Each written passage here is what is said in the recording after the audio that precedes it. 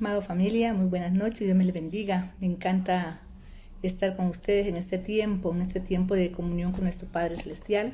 Coloquemos entonces este tiempo en la presencia de Él para que sea Él el que nos hable. Soberano Padre Celestial, mi Dios Todopoderoso, en esta hora, Señor, nos presentamos delante de ti, Padre, humillamos nuestro corazón, nos postramos, Dios, para decirte, Padre amado, gracias por la vida, gracias, Dios, por ese soplo de vida que nos das día a día, Señor. Gracias porque hasta hoy nos has tenido, Señor, con vida, Señor. Gracias porque hasta hoy tu mano nos ha sostenido. Gracias porque hasta hoy, Señor, has tenido misericordia con cada uno de nosotros. Gracias, Dios, por haber colocado tus ojos en cada uno de nosotros, Señor. Aun cuando vemos, Señor, la clase de hijos que a veces somos, Señor, decimos, bueno, Señor, ¿qué viste en nosotros? Y por eso, Señor, te honramos, te alabamos, Señor. Te damos gracias, Dios, porque tuviste algo bueno en cada uno de nosotros, viste algo bueno en cada corazón, Señor. Te pedimos, Señor, que abras nuestros sentidos espirituales, Dios, y que nosotros podamos mirar, escuchar, Señor. Podamos entender, Señor, lo que tú tienes para cada uno de nosotros. Podamos, Señor, ser guiados, Señor, por tu Espíritu, Padre eterno. Señor, que seamos nosotros escuchando tu voz, amado Padre Celestial. Que no escuchemos otra voz, sino que sea la tuya, amado Dios Todopoderoso.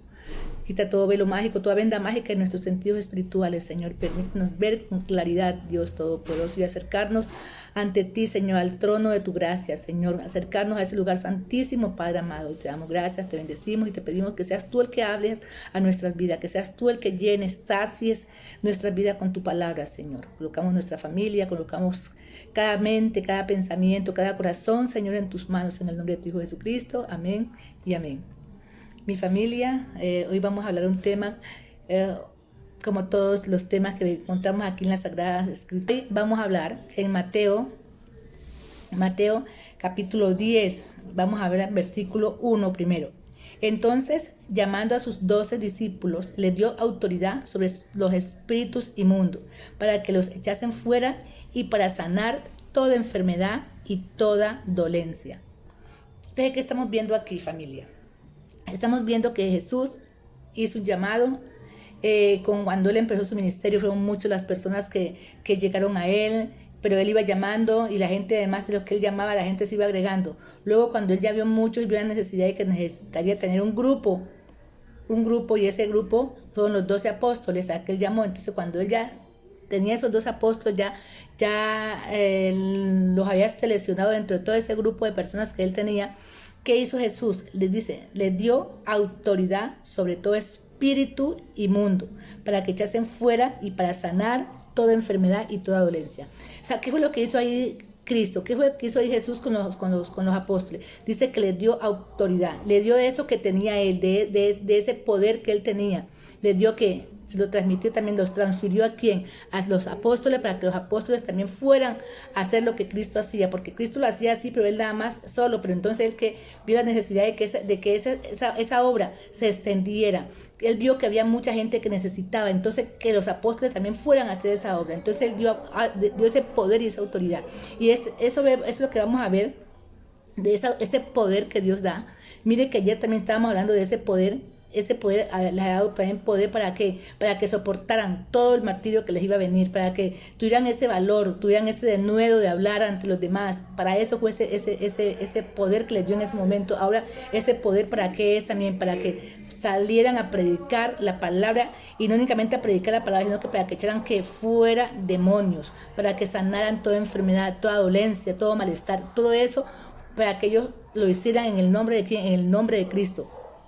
¿Ya? Entonces eso fue lo que pasó cuando él nombró a los 12, pero él los nombra, les da esa autoridad, les da ese poder, les da eso que él tiene, de esa esencia de él, se las transfiere a ellos, pero sin embargo los manda, los encomienda y les da una misión. O sea, ellos tenían que ir, pero no tenían que ir como querían ellos ir. O sea, había unas normas, había unas leyes. De hecho, no vamos a hablar de todo eso que él decía en ese momento, pero vamos a referirnos a unas pocas cositas.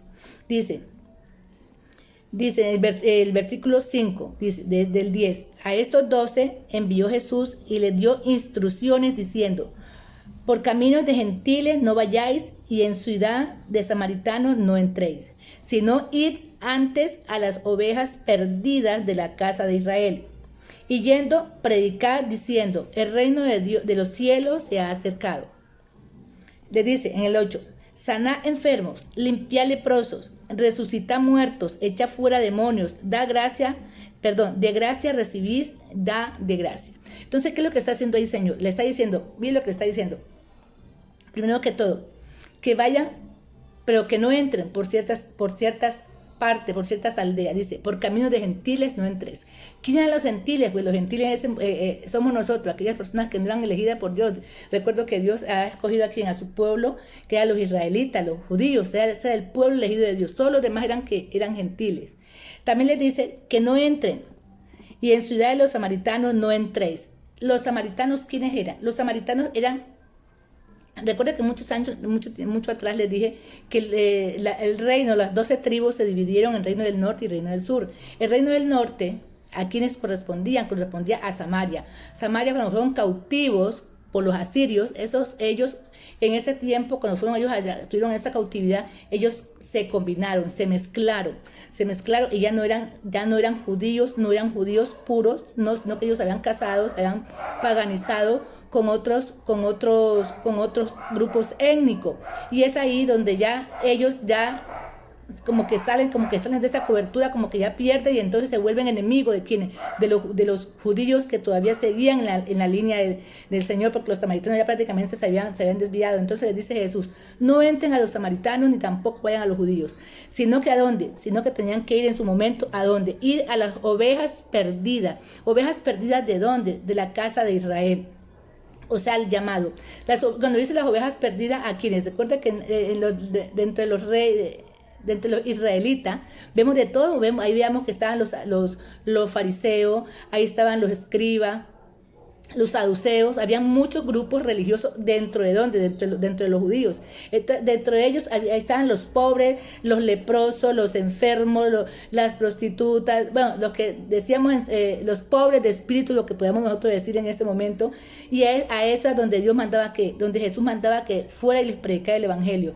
A los otros, recuerden que los otros lo que hicieron fue rechazar a Jesús cuando vino. Entonces Jesús no mandó que fueran de ellos. ¿Por qué? Porque ellos no lo iban a escuchar. Entonces los mandó ¿a dónde? Y dice palabras textuales, a las ovejas perdidas de la casa de Israel, a todo ese que necesitaba, allá donde tenía que ir a buscar a esa gente. Entonces, pero dirán ustedes, bueno, ¿y por qué los gentiles no? ¿Y por qué los samaritanos no? O sea, no quiere decir que es que Dios los tenía por fuera, no, Dios también tenía un plan para con ellos. Que recuerden que la mujer samaritana, a través de la mujer samaritana, Jesús hablando con ella, se convirtió ella y también se convirtió muchos en Samaria. De hecho, cuando muere Jesús, cuando va Felipe a Samaria, allá son muchos los que creen en Jesús. Entonces había un plan también para ellos, pero no en ese momento. En ese momento convenía a quienes, convenían a la casa de Israel, a los de la casa. Por eso los judíos eran muy celosos en que el evangelio se llevara a otra parte, se les diera a ellos, porque en un comienzo estaba escrito que era para quién, para los israelitas, para los judíos. Bueno, entonces miren lo que está diciendo. Dice, ve y predícale entonces a las ovejas perdidas. ¿Y qué es lo que vas a decir? ¿Qué es lo que van a decir? El reino de Dios se ha acercado. Ellos estaban esperando que viniera un Mesías. Entonces, bueno, aquí está el Mesías. Ya el reino de Dios está aquí. Vengan, que ahí van a encontrar paz, ahí van a encontrar gozo, van a encontrar liberación, van a encontrar sanidad, van a encontrar salvación. El reino de Dios se ha acercado. Eso es lo que tenían que salir a predicar. ¿Quiénes? Tenían que salir a predicar en ese momento los 12 apóstoles. Y mire lo que les dice, hay una parte muy importante, lo que les dice. Les dice, de gracia recibiste, de gracia da. O sea, no es que usted vaya a cobrar, no es que yo voy a cobrar en este momentico porque estoy haciendo esta obra. No, si yo recibí de gracia, si yo aprendí de gracia, así mismo yo tengo que dar al que también necesita, al otro que también quiere, al otro que también anhela, al otro que también debe buscar la presencia de Dios. Entonces, como uno recibe de gracia, así mismo tiene que dar de gracia.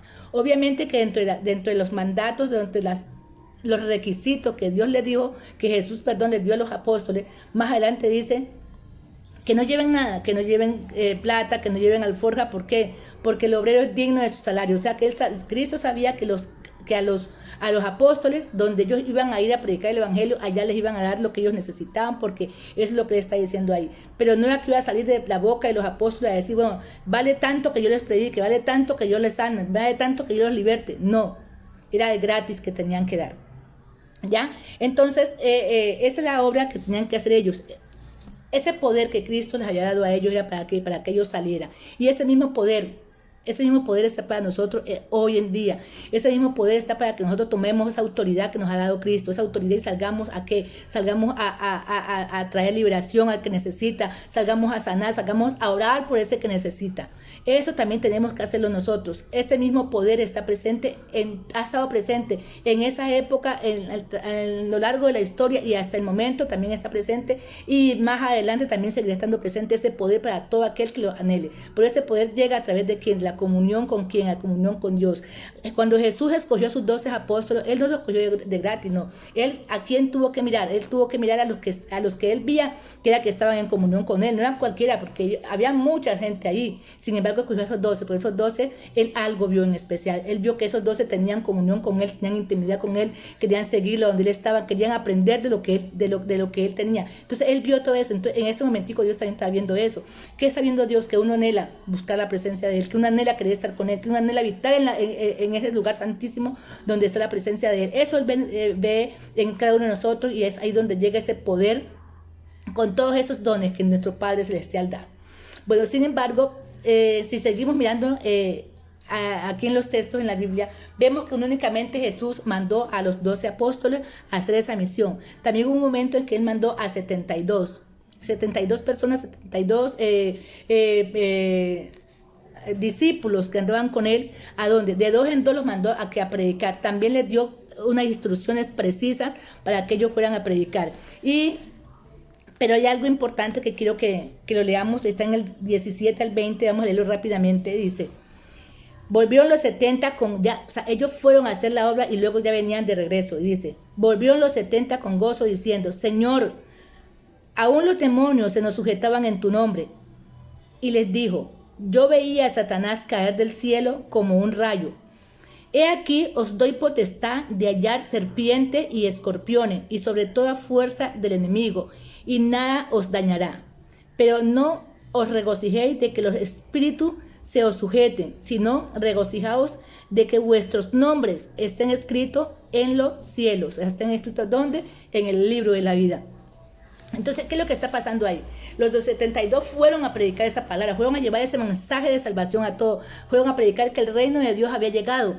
Y ellos fueron a sanar, fueron a libertar, porque la palabra misma nos dice que cosas mayores de las que Jesucristo hizo, en su momento la que Cristo hizo, cosas mayores vamos a hacer nosotros. Si Jesucristo sanó, si Jesucristo salvó, sí, todo eso pasó, pero cosas mayores vamos a hacer nosotros, porque así dice la palabra.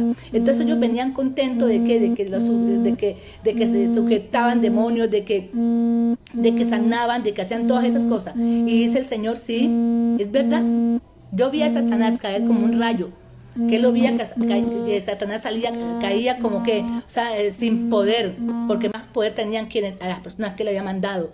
Sin embargo, les dice: sí, regocíjense de eso, sí, pero ojo, regocíjense más bien de que vuestros nombres estén escritos ¿dónde? En el libro de la vida.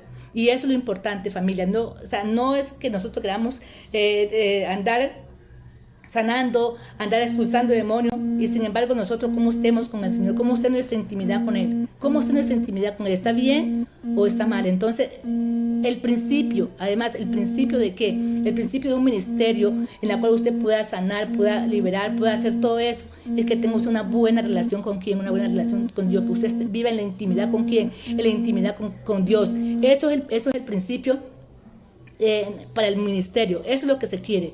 Entonces, familia, es importante, sí, sanar, orar, libertar, hacer todo eso que Cristo mandó. Pero ojo, que nuestros nombres es el que debe estar escrito en el libro de la vida eterna. Ahora, como reflexión, familia, ¿qué podemos decir? ¿Qué podemos decir? En ese tiempo Jesús escogió a esos 12, luego también escogió a esos 70 para la obra de Él, para que fueran a hacer la obra de Él. Y en este momento también sigue existiendo eso. También Jesús está buscando Dios está buscando esas personas que sirvan en su obra. De hecho, la palabra en el mismo capítulo 10 de Lucas, pero ya el versículo 2 dice: la mies a la verdad es mucha, mas los obreros poco. Por tanto, rogad al Señor de la mies que envíe obreros a su mies. ¿Qué es lo que nos están diciendo ahí? Sí, la mies. ¿Quiénes son las mies? Aquellas personas que no conocen de Dios, aquellas personas que necesitan que le lleven ese mensaje de salvación. Los obreros, ¿quiénes? Los obreros son esas personas que van a hacer la obra del Señor. Y dice, hay muchas personas que no conocen del Señor. Hay muchas personas que necesitan ser liberadas, que necesitan ser sanadas, que necesitan que se les predique la palabra del Señor. Hay muchas, esa es la mía, hay muchas mías. Pero hay obreros, dice el Señor, que hay pocos obreros. Entonces decirle, Señor, yo quiero ser una obrera tuya, Señor. Yo quiero ir a trabajar en esa mies, Señor. Yo quiero ir a llevar esa misión, Señor. Yo quiero hoy, Señor, me rindo ante ti, te entrego mis manos, Señor, para que se haga esa obra, Señor, para hacer esa obra, Señor. Y en ese momento o en ese tiempo, cuando Cristo escogía, que daba ese poder, esa autoridad, era para que fueran a hacer la obra del Señor, para que fueran a sanar, a libertar, para que fueran a hacer todo eso, con el poder de ¿quién? Con el poder de Dios, pero para eso que necesitamos estar en integridad con Él, estar en santidad con Él. Algo que pasó rápidamente en la época de Pablo.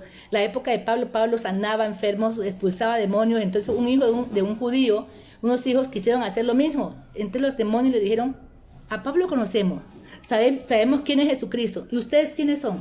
Entonces, ¿qué pasó? ¿Qué son los demonios? Se burlaron de ellos, los desvistieron, les pegaron y los avergonzaron.